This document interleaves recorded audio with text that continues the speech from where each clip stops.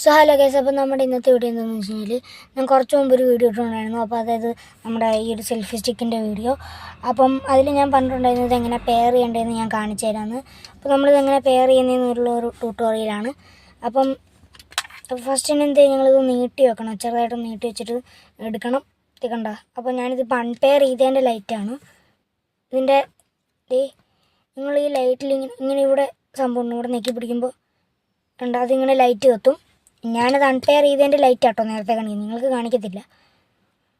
എന്നിട്ട് നിങ്ങളിതേ ഒരു മിനിറ്റ്, ഞാൻ ഒരു ഫോൺ നിങ്ങൾക്ക് എവിടെയെങ്കിലും കാണാൻ പറ്റുമായിരിക്കും.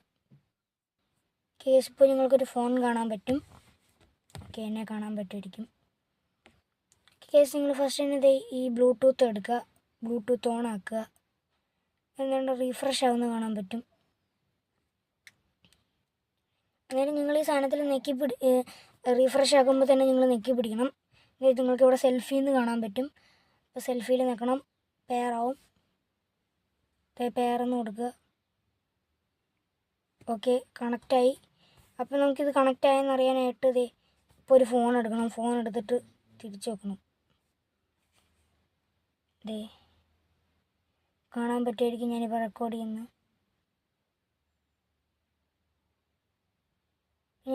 ഞാൻ കാണിച്ചു തരാം. റെക്കോർഡ് ചെയ്യുന്നത് കാണാൻ പറ്റും.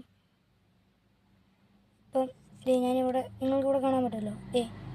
ഈ ചുമപ്പ് ബട്ടണിൽ നിൽക്കുമ്പോൾ തന്നെ നിങ്ങൾക്കിവിടെ കാണാൻ പറ്റും ഇതിൽ റെക്കോർഡ് ഓൺ ആയിട്ടുണ്ട്.